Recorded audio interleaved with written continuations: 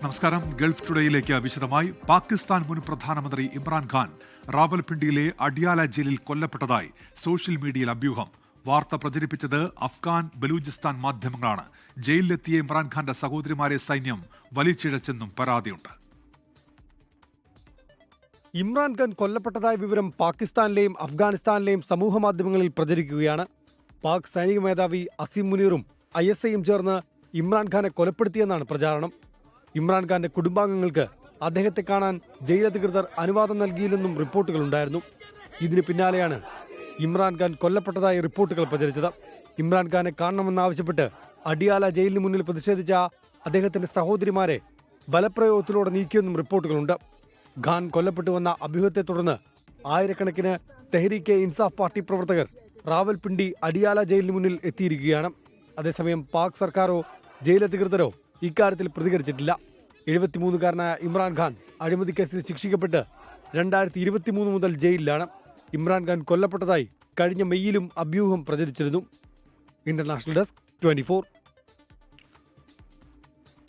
Hong Kong തീപിടുത്തത്തിൽ മരണം 36ആയി. 279 പേരെ കാണാനില്ല എന്ന റിപ്പോർട്ടുകൾ. ഹോങ്കോങ്ങിലെ തായ്പോ ജില്ലയിലെ ബഹുനില ഫ്ളാറ്റ് സമുച്ചയത്തിൽ തീപിടുത്തമുണ്ടായത് ഇന്ന് വൈകിട്ടോടെയാണ്. നിരവധി പേർ ഇപ്പോഴും കുടുങ്ങിക്കിടക്കുന്നുവെന്നാണ് റിപ്പോർട്ടുകൾ. ശ്രീജിത്ത് ബാലകൃഷ്ണനുണ്ട് ഇപ്പോൾ ഇന്റർനാഷണൽ ഡെസ്കിൽ നിന്നും. ശ്രീജിത്ത്, ഒടുവിൽ ലഭ്യമാകുന്ന വിവരങ്ങൾ എന്തൊക്കെയാണ്? ഉന്മേഷ്, ഏറ്റവും ഒടുവിൽ ലഭ്യമാകുന്ന വിവരങ്ങൾ പ്രകാരം 36 പേർ മരിച്ചു എന്നുള്ളതാണ്. ഈ വാർത്ത ആദ്യം പുറത്തു വരുമ്പോൾ ഏതാണ്ട് 4 പേർ മാത്രം മരിച്ചു എന്നായിരുന്നു റിപ്പോർട്ടുകൾ. പക്ഷേ ഇപ്പോൾ ഏറ്റവും ഒടുവിൽ പുറത്തു വരുന്ന വിവരങ്ങൾ പ്രകാരം 36 പേര് മരിച്ചു, 279 പേരെ കാണാനില്ല എന്നുള്ളതാണ്. ലോകത്തിലെ ഏറ്റവും വലിയ പാർപ്പിട സമുച്ചയങ്ങളിൽ ഒന്നാണ് ഹോങ്കോങ്ങിലെ ഈ തായ്പോ ജില്ലയിലുള്ള ഈ ബിൽഡിംഗ് സമുച്ചയങ്ങൾ എന്ന് പറയുന്നത്. ഏതാണ്ട് 2000-ഓളം ഫ്ളാറ്റുകളും 8 ബഹുനില ഫ്ളാറ്റ് സമുച്ചയത്തിൽ ഏതാണ്ട് 2000-ഓളം ഫ്ളാറ്റുകളുണ്ട്. അവിടെ കഴിഞ്ഞ ദിവസങ്ങളിലായി നവീകരണ പ്രവർത്തനങ്ങൾ നടക്കുകയായിരുന്നു. അതിൻ്റെ ഭാഗമായിട്ട് നിരവധി മുളങ്കമ്പുകൾ കൊണ്ടുള്ള കെട്ടുകൾ കെട്ടിവെച്ചിരുന്നു. ആ കെട്ടുകളിലേക്കാണ് ആദ്യം തീ പടരുകയും തീ പിടിക്കുകയും ചെയ്തത്. അതിനുശേഷം സമീപത്തെ മരക്കൊമ്പുകളിലേക്ക് തീ പടർന്നു. അങ്ങനെ അത് ഏതാണ്ട് 5 മുതൽ 8 വരെ നിലകളിലേക്ക് ഈ തീ പിന്നീട് പടരുകയായിരുന്നാണ് ഇപ്പോൾ ഏറ്റവും ഒടുവിൽ വരുന്ന റിപ്പോർട്ടുകൾ.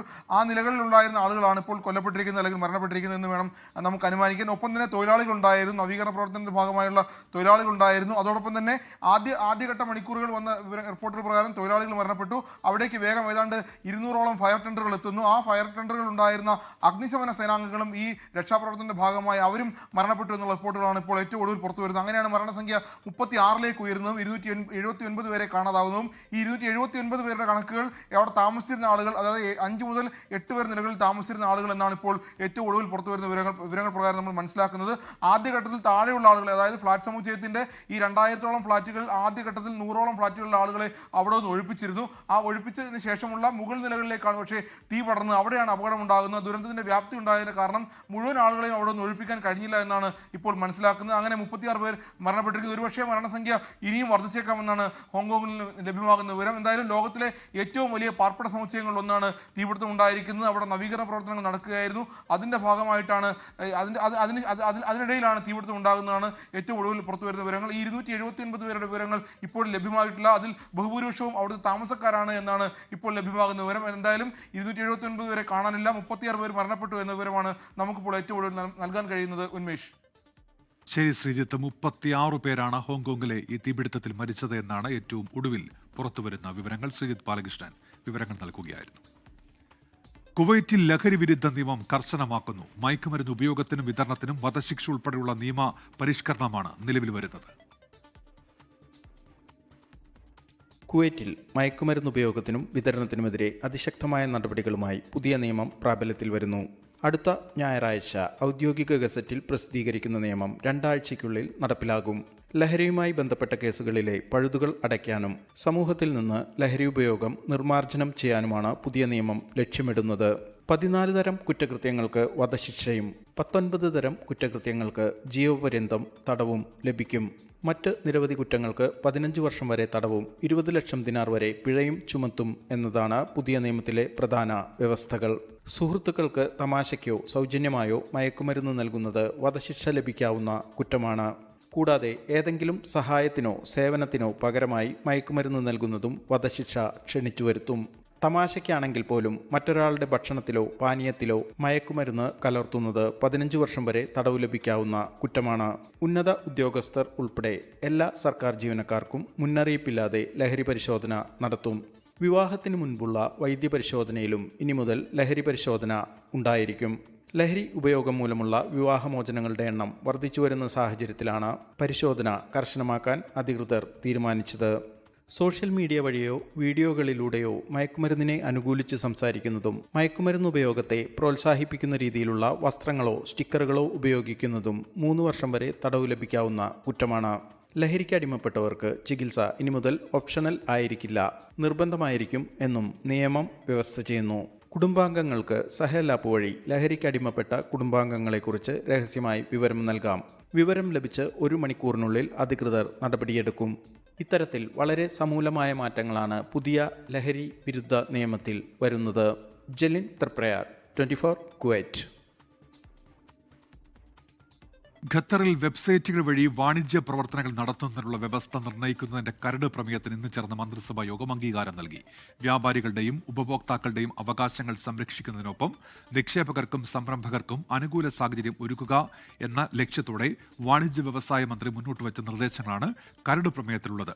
പ്രധാനമന്ത്രി Sheikh Mohammed bin Abdul Rahman bin Jassim Al താനിയുടെ അധ്യക്ഷതയിൽ ചേർന്ന മന്ത്രിസഭാ യോഗത്തിലാണ് പ്രമേയത്തിന് അംഗീകാരം നൽകിയത്.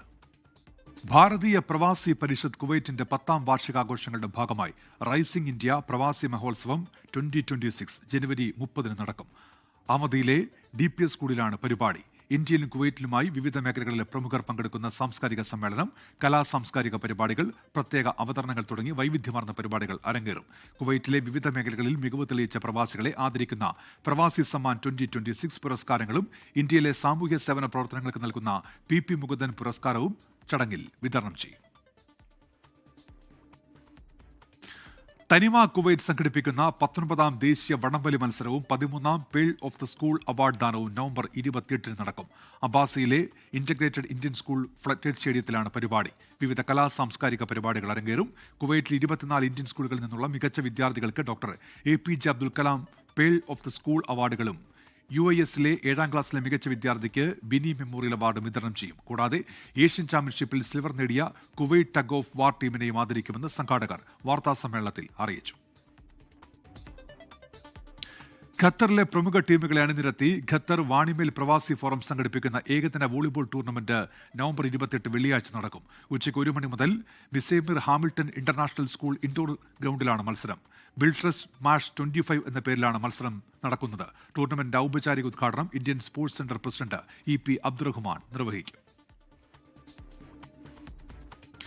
ഈ മാസം 28-ന് ദോഹയിൽ നടക്കാനിരുന്ന റാപ്പർ വേഡന്റെ പരിപാടി മാറ്റിവെച്ചു. ആരോഗ്യ പ്രശ്നങ്ങളെ തുടർന്നാണ് പരിപാടി മാറ്റിവെച്ചത്.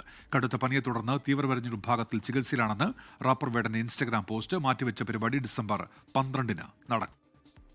ശബരിമല സ്വർണ്ണക്കൊള്ളയിൽ മുൻ അഡ്മിനിസ്ട്രേറ്റീവ് ഓഫീസർ B മുരാരി ബാബുവിന്റെ ജാമ്യാപേക്ഷ കൊല്ലം വിജിലൻസ് കോടതി തള്ളി. 2 കേസുകളിലും മുരാരി ബാബുവിന്റെ ഇടപെടൽ വ്യക്തമായ സാഹചര്യത്തിലാണ് തീരുമാനം. അതേസമയം ഇന്ന് കസ്റ്റഡിയിൽ വിട്ടുകിട്ടിയ തിരുവിതാംകൂർ ദേവസ്വം ബോർഡ് മുൻ പ്രസിഡന്റ് A പത്മകുമാറിനെ തിരുവനന്തപുരം ക്രൈംബ്രാഞ്ച് ഓഫീസിൽ ചോദ്യം ചെയ്യുകയാണ്. ദ്വാരപാലക ശില്പങ്ങളിലെ സ്വർണ്ണപ്പാളി കേസിലും കട്ടിളപ്പാളി കേസിലും B മുരാരി ബാബു ജാമ്യം തേടിയിരുന്നു. ആരോഗ്യ പ്രശ്നങ്ങൾ ഉൾപ്പെടെ ചൂണ്ടിക്കാട്ടിയാണ് ജാമ്യം തേടിയത്. എന്നാൽ 2ാം പ്രതിയായ മുരാരി ബാബുവിന് കേസന്വേഷണത്തിന്റെ നിർണായക ഘട്ടത്തിൽ ജാമ്യം അനുവദിക്കരുതെന്ന SIT വാദം പരിഗണിച്ചാണ് കോടതി ജാമ്യം തള്ളിയത്. A പത്മകുമാറിനെ നാളെ വൈകിട്ട് 5 മണി വരെയാണ് SIT കസ്റ്റഡിയിൽ വിട്ടത്. കൊല്ലം വിജിലൻസ് കോടതിയിൽ നിന്ന് പത്മകുമാറിനെ പുറത്തിറക്കിയപ്പോൾ കോൺഗ്രസ് BJP പ്രവർത്തകർ പ്രതിഷേധിച്ചു. പത്മകുമാറിനെ SIT സംഘം ചോദ്യം ചെയ്യുകയാണ്. അതേസമയം ശബരിമല തന്ത്രിമാരായ കണ്ഠരര് രാജീവരുടെയും മോഹനരുടെയും മൊഴി പ്രത്യേക സംഘം രേഖപ്പെടുത്തിയിരുന്നു. ഉദ്യോഗസ്ഥർ പറഞ്ഞതനുസരിച്ചാണ് സ്വർണ്ണപ്പാളിയിൽ അറ്റകുറ്റപ്പണിക്കായി അനുമതി നൽകിയതെന്നാണ് മൊഴി. SIT കണ്ടു. അതിനെക്കുറിച്ചുള്ള കൂടുതൽ വിശദവിവരങ്ങളൊന്നും തരാൻ പറ്റത്തില്ല. എനിക്ക് നിയന്ത്രണങ്ങളുണ്ട്. സ്ഥാപന ജംഗമ സ്വത്തുക്കളൊക്കെ ദേവസ്വം ബോർഡിന്റെ കസ്റ്റഡിയിലാണ്. അത് ഞാനെങ്ങനെ അറിയാനാ? ദൈവതുല്യരായ എത്രയോ പേരുണ്ട്. സ്വാമി ശരണം. മുൻ ദേവസ്വം സെക്രട്ടറി ജയശ്രീ, അഡ്മിനിസ്ട്രേറ്റീവ് ഓഫീസറായിരുന്ന ശ്രീകുമാർ എന്നിവരുടെ മുൻകൂർ ജാമ്യാപേക്ഷ ഹൈക്കോടതി വെള്ളിയാഴ്ച പരിഗണിക്കും. 24 തിരുവനന്തപുരം. സ്വകാര്യ ആശുപത്രികൾക്ക് സുപ്രധാന മാർഗനിർദ്ദേശങ്ങളുമായി ഹൈക്കോടതി. പണമില്ലാത്തതിന്റെ പേരിൽ രോഗികൾക്ക് ചികിത്സ നിഷേധിക്കരുത്. ചികിത്സാ നിരക്ക് ആശുപത്രികൾ പ്രദർശിപ്പിക്കണമെന്നും ഹൈക്കോടതി ഉത്തരവിട്ടു. സ്വകാര്യ ആശുപത്രി മാനേജ്മെന്റ് അസോസിയേഷനും IMAയും നൽകിയ ഹർജി കോടതി തള്ളി.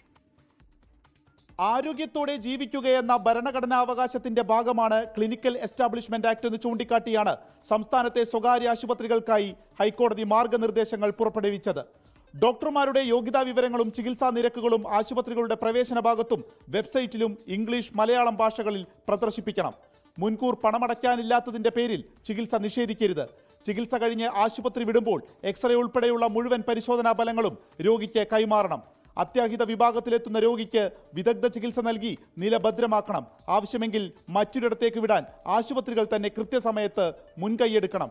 രോഗികൾക്കായി ആശുപത്രികളിൽ പരാതി പരിഹാര ഡെസ്ക് ഉണ്ടാകണം. ഹെൽപ്പ് ഡെസ്കുകളും പ്രവർത്തിക്കണം. പരാതികൾ 7 ദിവസത്തിനുള്ളിൽ തീർപ്പാക്കണം. തീർപ്പാക്കാത്ത പരാതികൾ DMOയ്ക്ക് കൈമാറണം. മാർഗനിർദ്ദേശങ്ങൾ നടപ്പിലാക്കാത്ത ആശുപത്രികൾക്കെതിരെ നടപടിയെടുക്കണമെന്നും ഹൈക്കോടതി ഉത്തരവിട്ടു. ചികിത്സാ നിരക്കുകളടക്കം പ്രദർശിപ്പിക്കണമെന്ന സിംഗിൾ ബെഞ്ച് ഉത്തരവിനെതിരായി സ്വകാര്യ ആശുപത്രി ഉടമകളും IMAയും നൽകിയ അപ്പീലുകൾ തള്ളിയാണ് ഹൈക്കോടതി ഡിവിഷൻ ബെഞ്ചിന്റെ ഇടപെടൽ. പണമില്ലാത്തതിന്റെയോ രേഖകളിലെ സാങ്കേതികത്വമോ ചൂണ്ടിക്കാട്ടി ചികിത്സ നിഷേധിക്കരുതെന്നും ഹൈക്കോടതി കൃത്യമായി ഓർമ്മിപ്പിച്ചു. 24 കൊച്ചി. മുനമ്പം ഭൂമി തർക്കത്തിൽ ഹൈക്കോടതിയുടെ നിർണായക ഇടപെടൽ. അന്തിമ വിധി വരും വരെ മുനമ്പം നിവാസികൾക്ക് കരമടയ്ക്കാൻ ഹൈക്കോടതി അനുമതി നൽകി. ഉത്തരവിന് പിന്നാലെ മുനമ്പത്ത് കരം സ്വീകരിച്ചു തുടങ്ങി. ഭരണഘടനാ ദിനത്തിലെ ആശ്വാസ വിധിയെന്നാണ് മുനമ്പം സമരസമിതിയുടെ പ്രതികരണം. കേസിൽ അന്തിമ വിധി വരുന്നതുവരെ താൽക്കാലിക അടിസ്ഥാനത്തിൽ ഭൂനികുതി സ്വീകരിക്കാമെന്നാണ് ഹൈക്കോടതി നിർദ്ദേശം. മുനമ്പം നിവാസികളുടെ ഭൂനികുതി സ്വീകരിക്കാൻ റവന്യൂ അധികൃതർക്ക് നിർദ്ദേശം നൽകണമെന്നാവശ്യപ്പെട്ട ഹർജിയിലാണ് ജസ്റ്റിസ് C ജയചന്ദ്രന്റെ ഇടക്കാല ഉത്തരവ്. ഭൂമിയുമായി ബന്ധപ്പെട്ട വിവിധ ഹർജികൾ തീർപ്പാക്കും വരെ ഇടക്കാല ഉത്തരവ് ബാധകമാകും. വസ്തു ഉപയോഗിച്ച് ലോൺ എടുക്കാനും കെട്ടിട പെർമിറ്റ് ലഭിക്കാനുമുള്ള തടസ്സം മാറിയെന്ന് ജസ്റ്റിസ് CN രാമചന്ദ്രൻ നായർ 24നോട്. അവർക്ക് ഈ വസ്തു ഉപയോഗിക്കാനായിട്ടോ കടം വയ്ക്കാനോ അതുപോലെ ബാധ്യതപ്പെടുത്താനോ ഒക്കെ ആയിട്ട് കരം അടച്ച സർട്ടിഫിക്കറ്റ് വേണം. അവർക്കൊരു വലിയ ആശ്വാസമാണ് ഈ കോടതി വിധി. ഹൈക്കോടതി ഉത്തരവിന് പിന്നാലെ കുഴുപ്പള്ളി വില്ലേജ് ഓഫീസിലെത്തി മുൻപം നിവാസികൾ കരമടച്ചു തുടങ്ങി. ഇത് വഖഫ് പ്രോപ്പർട്ടി അല്ല എന്നുള്ള വ്യക്തമായ ഒരു ഉത്തരവ് മേലിലുള്ളതിന്റെ പേരിലാണ് ഞങ്ങൾക്ക് ഏറ്റവും കൂടിയ ആശ്വാസം. കരമൊടുക്കാമെന്ന ഇടക്കാല ഉത്തരവ് 1.5 വർഷമായി സമരമിരിക്കുന്ന മുനമ്പത്തുകാർക്ക് വലിയ പ്രതീക്ഷകളാണ് നൽകുന്നത്. റവന്യൂ അവകാശങ്ങൾക്കായി 615 കുടുംബങ്ങളാണ് സമരത്തിലുള്ളത്. 24 കൊച്ചി. 2030 കോമൺവെൽത്ത് ഗെയിംസിന് ഗുജറാത്തിലെ അഹമ്മദാബാദ് വേദിയാകും. സ്കോട്ട്ലൻഡിലെ ഗ്ലാസ്ഗോയിൽ കോമൺവെൽത്ത് സ്പോർട്സ് ജനറൽ അസംബ്ലിക്ക് ശേഷമായിരുന്നു ഔദ്യോഗിക വേദി പ്രഖ്യാപനം. കോമൺവെൽത്ത് ഗെയിംസിന്റെ ശതാബ്ദി പതിപ്പാണ് അഹമ്മദാബാദിൽ നടക്കുക. 2ാം തവണയാണ് ഇന്ത്യ കോമൺവെൽത്ത് ഗെയിംസിന് വേദിയാകുന്നത്. Indian Olympic Association president PT Usha, കേന്ദ്ര കായിക വകുപ്പ് ജോയിന്റ് സെക്രട്ടറി കുണാൽ, ഗുജറാത്ത് കായിക മന്ത്രി ഹർഷ് സാങ്വി എന്നിവർ ഇന്ത്യയെ പ്രതിനിധീകരിച്ച് ഗ്ലാസ്ഗോയിലെ പ്രഖ്യാപന ചടങ്ങിൽ പങ്കെടുത്തു. കേരളത്തിൽ തീവ്ര വോട്ടർ പട്ടിക പരിഷ്കരണ നടപടികൾ തുടരും. SIR നീട്ടിവെക്കണമെന്ന കേരളത്തിന്റെ ഹർജിയിൽ തെരഞ്ഞെടുപ്പ് കമ്മീഷനോട് സത്യവാങ്മൂലം നൽകാൻ സുപ്രീംകോടതി നിർദ്ദേശിച്ചു. അടുത്ത മാസം 2-ന് ഹർജി പരിഗണിക്കും. കേരളത്തിലെ വോട്ടർ പട്ടിക തീവ്ര പരിഷ്കരണത്തിനെതിരായ ഹർജികളിൽ ഇന്നും വിശദമായ വാദം നടന്നില്ല. തദ്ദേശ തെരഞ്ഞെടുപ്പ് സാഹചര്യവും BLOമാരുടെ സമ്മർദ്ദവും ഹർജിക്കാർ കോടതിയെ അറിയിച്ചു. സംസ്ഥാനത്തെ SIR പ്രക്രിയയിൽ തടസ്സം നേരിടുന്നില്ലെന്ന് സംസ്ഥാന തെരഞ്ഞെടുപ്പ് കമ്മീഷൻ അറിയിച്ചതായി കേന്ദ്ര തെരഞ്ഞെടുപ്പ് കമ്മീഷൻ കോടതിയിൽ പറഞ്ഞു. കേരളത്തിന്റെ പ്രശ്നം വ്യത്യസ്തമാണെന്നും SIR നീട്ടിവെക്കണമെന്നത് മാത്രമാണ് ആവശ്യമെന്നും ചീഫ് ജസ്റ്റിസ് സൂര്യകാന്ത് തെരഞ്ഞെടുപ്പ് കമ്മീഷനോട് പറഞ്ഞു. ഹർജികളിൽ കേന്ദ്ര സംസ്ഥാന തെരഞ്ഞെടുപ്പ് കമ്മീഷനോട് തിങ്കളാഴ്ചയ്ക്കകം സത്യവാങ്മൂലം സമർപ്പിക്കാൻ കോടതി നിർദ്ദേശിച്ചു. എന്യൂമറേഷൻ ഫോം കൊടുക്കുവാനും അതേപോലെ തന്നെ എന്യൂമറേഷൻ ഫോം തിരിച്ചു മേടിക്കുവാനും ഇത് ഡിജിറ്റലൈസ് ചെയ്യാനുള്ള സമയപരിധി എന്ന് പറയുന്നത് അപ്രാപ്യമാണ്, അസംഭവ്യമാണ് എന്നുള്ളത് ഓഫീസർമാർ തന്നെ പറയുന്ന ഒരു അവസ്ഥയിൽ എന്തുകൊണ്ട് സംസ്ഥാന തെരഞ്ഞെടുപ്പ് കമ്മീഷൻ ഇതിന് കുറച്ചും കൂടി സമയം നീട്ടിക്കൊടുത്തുകൂടാ, പ്രത്യേകിച്ച് കേരളത്തിലെ സാഹചര്യം എന്ന് പറയുന്നത്. ഹർജികളിലെ ആവശ്യത്തിൽ സംസ്ഥാന തെരഞ്ഞെടുപ്പ് കമ്മീഷന്റെ നിലപാട് നിർണായകമാകും. SIRന്റെ ഭാഗമായി 90% ഫോമുകളും വിതരണം ചെയ്തു എന്നാണ് കേന്ദ്ര തെരഞ്ഞെടുപ്പ് കമ്മീഷൻ കോടതിയിൽ വ്യക്തമാക്കിയത്. കേരളത്തിന് പുറമെ ബംഗാൾ, തമിഴ്നാട് SIRനെതിരായ ഹർജികളിലും സുപ്രീം കോടതി തെരഞ്ഞെടുപ്പ് കമ്മീഷന്റെ മറുപടി തേടിയിട്ടുണ്ട്. R. അച്യുതൻ, 24, ഡൽഹി. കേന്ദ്ര ലേബർ കോഡിന് കേരളം കരട് വിജ്ഞാപനം ഇറക്കിയത് കേന്ദ്ര സമ്മർദ്ദത്തെ തുടർന്ന് എന്ന വിശദീകരണവുമായി തൊഴിൽ മന്ത്രി V. ശിവൻകുട്ടി. ഇക്കാര്യം ട്രേഡ് യൂണിയനുകൾ അറിഞ്ഞിരുന്നുവെന്നും കരട് വിജ്ഞാപനത്തിൽ തുടർ നടപടികൾ സ്വീകരിച്ചിട്ടില്ലെന്നും മന്ത്രി വ്യക്തമാക്കി. അതേസമയം കേന്ദ്ര സർക്കാരിന്റെ ലേബർ കോഡിനെതിരെ ഇന്ന് സംയുക്ത തൊഴിലാളി സംഘടനയുടെ നേതൃത്വത്തിൽ രാജ്യവ്യാപക പ്രതിഷേധമാണ് നടന്നത്. കേന്ദ്ര സർക്കാർ നടപ്പിലാക്കിയ 4 തൊഴിൽ കോഡുകൾക്കെതിരെ തൊഴിലാളി സംഘടനകൾ രാജ്യവ്യാപക പ്രതിഷേധം നടത്തുന്നതിനിടെയാണ് 2021 കേരളത്തിൽ ലേബർ കോഡ് കരട് വിജ്ഞാപനം ഇറക്കിയെന്ന വിവരം പുറത്തുവരുന്നത്. മുന്നണിയിലും തൊഴിലാളി സംഘടനകളുമായി ചർച്ച നടത്താതെയാണ് കരട് ചട്ടം തയ്യാറാക്കിയതെന്നായിരുന്നു ആക്ഷേപം. എന്നാൽ കേന്ദ്ര സമ്മർദ്ദത്തെ തുടർന്നാണ് കരട് ചട്ടം രൂപീകരിച്ചതെന്നും പിന്നീട് നടപ്പാക്കേണ്ടതില്ല എന്ന് തീരുമാനിച്ചെന്നും തൊഴിൽ മന്ത്രി വി ശിവൻകുട്ടി വിശദീകരിച്ചു. കൺസേൺ കക്ഷിയുടെ അഭിപ്രായം തേടിയപ്പോൾ ഇത് ഒരു കാരണവശാലും നടപ്പിലാക്കാൻ വേണ്ടി പറ്റില്ല, ഇതിൻ്റെ മഹാഭൂരിപക്ഷം കാര്യങ്ങൾ നടപ്പിലാക്കാൻ വേണ്ടി പറ്റില്ല എന്നുള്ള കാര്യം വരികയും ഇത് എല്ലാ ട്രേഡ് യൂണിയൻ ലീഡേഴ്സും ഇത് ചർച്ച ചെയ്യുന്നതിന് വേണ്ടിയൊക്കെ ഉണ്ടായിരുന്നു. എന്നാൽ സംഭവത്തിൽ കരട് ചട്ടം തയ്യാറാക്കിയ ഉദ്യോഗസ്ഥർക്കെതിരെ നടപടി വേണമെന്നാവശ്യപ്പെട്ട് CPIയും തൊഴിലാളി സംഘടനകളും രംഗത്തെത്തി. ഏത് ഉദ്യോഗസ്ഥനും സർക്കാർ നയങ്ങളുടെ കാര്യത്തിൽ വരച്ചവരെ നിൽക്കും. ഇത് കേവലം ഉദ്യോഗസ്ഥന്മാർ അത് ചെയ്തു പോയി എന്ന് പറയുന്നതിൽ കാര്യമില്ല. അതേസമയം കേന്ദ്ര സർക്കാർ കൊണ്ടുവന്ന ലേബർ കോഡിനെതിരെ തൊഴിലാളി സംഘടനകളുടെ നേതൃത്വത്തിൽ രാജ്യവ്യാപക പ്രക്ഷോഭം നടന്നു. 24 തിരുവനന്തപുരം, ഡൽഹി. TVK അധ്യക്ഷൻ വിജയുമായി ചർച്ച നടത്തി AIADMKയിൽ നിന്ന് പുറത്തുപോയ KS സെങ്കോട്ടയ്യൻ നാളെ TVKയിൽ അംഗത്വം എടുത്തേക്കുമെന്നാണ് സൂചന. MGRനൊപ്പം പ്രവർത്തിച്ച സെങ്കോട്ടയ്യൻ എത്തുന്നത് TVKയുടെ കരുത്ത് കൂട്ടുമെന്നാണ് തമിഴ് രാഷ്ട്രീയ വൃത്തങ്ങളുടെ വിലയിരുത്തൽ. 5 പതിറ്റാണ്ടിന്റെ രാഷ്ട്രീയ പാരമ്പര്യം, 7 തവണ MLA, മന്ത്രി. MGRനും ജയലളിതയ്ക്കുമൊപ്പം പ്രവർത്തിച്ച സെങ്കോട്ടയ്യൻ നാളെ TVKയുടെ കൊടിയേന്തിയേക്കും. ഓർഗനൈസിംഗ് സെക്രട്ടറി ഉൾപ്പെടെയുള്ള വലിയ പദവികൾ തന്നെ TVK നൽകുമെന്നാണ് സൂചന. ഇന്ന് വിജയുമായി നടന്ന കൂടിക്കാഴ്ചയിൽ കാര്യങ്ങൾ ഏറെക്കുറെ തീരുമാനമായിട്ടുണ്ട്. ജനറൽ സെക്രട്ടറി NK ആനന്ദ് ഒഴികെ വലിയ രാഷ്ട്രീയ പാരമ്പര്യം അവകാശപ്പെടുന്ന ആരും തന്നെ നിലവിൽ TVKയുടെ തലപ്പത്തില്ല. അവിടേക്ക് സെങ്കോട്ടയ്യൻ എത്തുന്നത് പാർട്ടിയുടെ കരുത്തു കൂട്ടും. തമിഴ്നാട്ടിലെ കൊങ്കുനാട് മേഖലയിൽ ശക്തമായ സ്വാധീനമുള്ളയാളാണ് സെങ്കോട്ടയ്യൻ. ഇവിടെ സീറ്റുകൾ ലഭിക്കാൻ സെങ്കോട്ടയ്യന്റെ നേതൃത്വം സഹായകരമാകും. DMKയ്ക്കും അണ്ണാ DMKയ്ക്കും കൊങ്കുനാട്ടിലെ സ്വാധീനം കുറയാനും ഇതിടയാക്കും. അതുകൊണ്ട് തന്നെയാണ് സെങ്കോട്ടയ്യനെ ഒപ്പം നിർത്താൻ DMKയും ശ്രമിച്ചത്.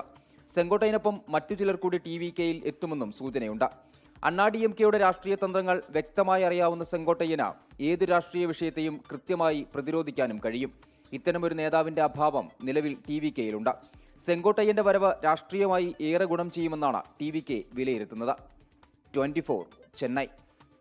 ലോകത്തെവിടെയായാലും ഏത് സമയത്തും 24 വാർത്തകളും ഓഗ്മെന്റഡ് റിയാലിറ്റി പാക്കേജുകളും എക്സ്പ്ലെയിനറുകളും വിശദമായി കാണാൻ ഞങ്ങളുടെ YouTube ചാനൽ നിങ്ങൾക്ക് സബ്സ്ക്രൈബ് ചെയ്യാം.